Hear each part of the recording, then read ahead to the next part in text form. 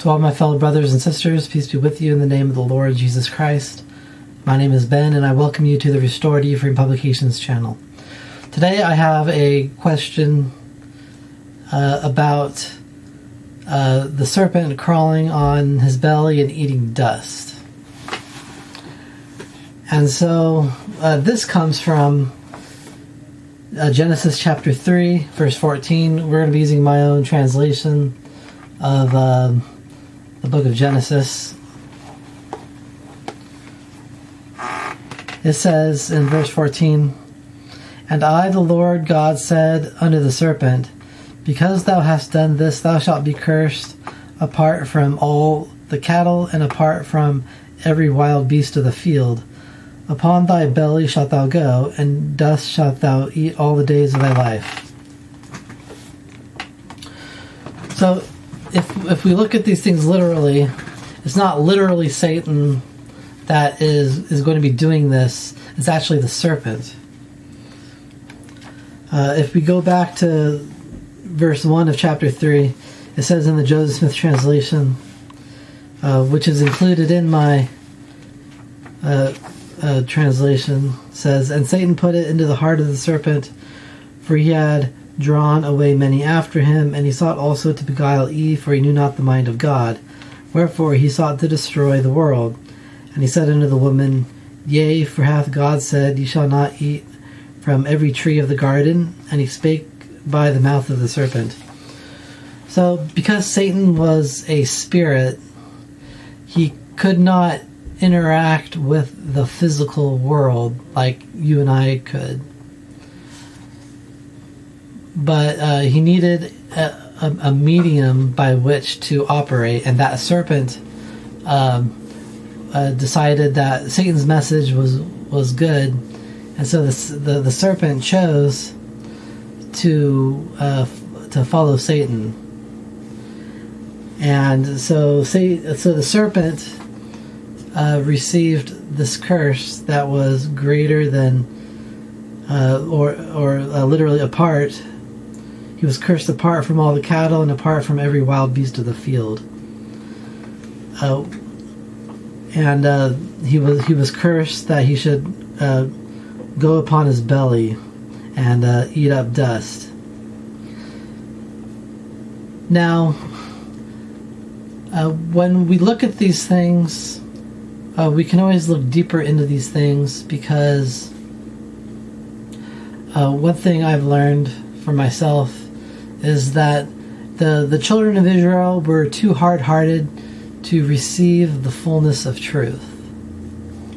And so the Lord gave them these things in the Garden of Eden story in order to teach them certain principles that they could understand.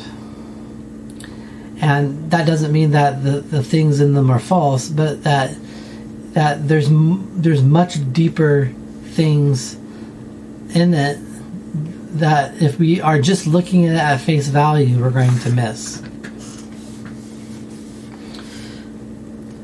Now, when I see the serpent, I see the serpent as our natural nature. The serpent is wise and crafty and is a hunter.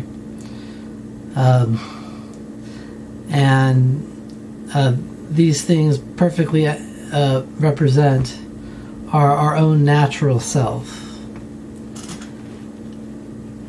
And so when I understand that, I begin to understand that this is a reflection of my natural self and all of our natural selves. If we allow our natural selves to take over, what does the Lord say? He says, "Thou shalt be cursed apart from all the cattle and apart from every wild beast of the field."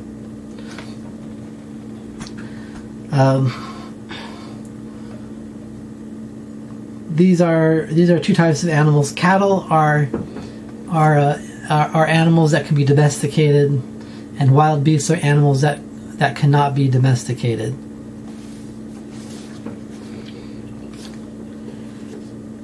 And so the people who give in entirely to their natural selves, a curse will fall upon them, and it'll be greater than other curses upon others. It says, "Upon thy belly shalt thou go." Now,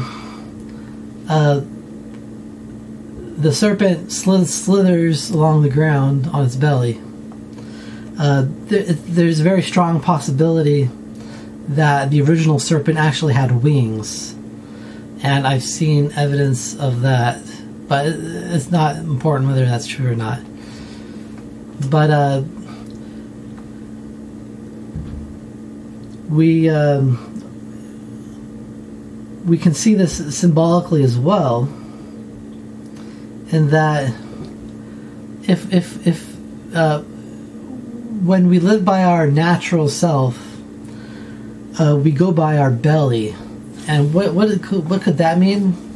I see it as representing our natural desires. We only go after things for the sake of satisfying our own desires, such as the foods we eat, satisfying perverted lusts, and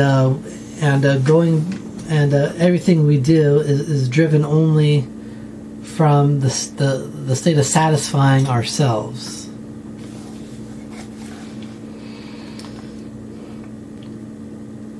It says, "And dust shalt thou eat all the days of thy life." We see this symbol of dust in the scriptures from time to time. Isaiah says in chapter 52, says, "Shake thyself from the dust, arise and sit down, O Jerusalem." And when I see dust,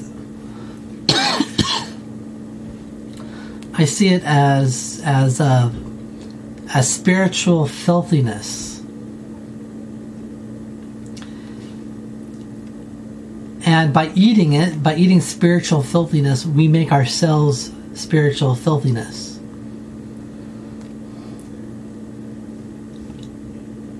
And so what this is trying to tell us is that if we allow ourselves to just follow our natural desires, which is corrupt and evil, we'll be cursed. We'll only live to satisfy our own selves, and we'll become spiritually filthy before the Lord. And so that is my answer to that. It's not that Satan will literally eat dust. If we see these things literally, it's the serpent. But I see it as a metaphor that's much higher, and it's about if we allow ourselves to just indulge in our natural selves and become spiritually filthy that way and be cursed. And so I hope that this answers your questions.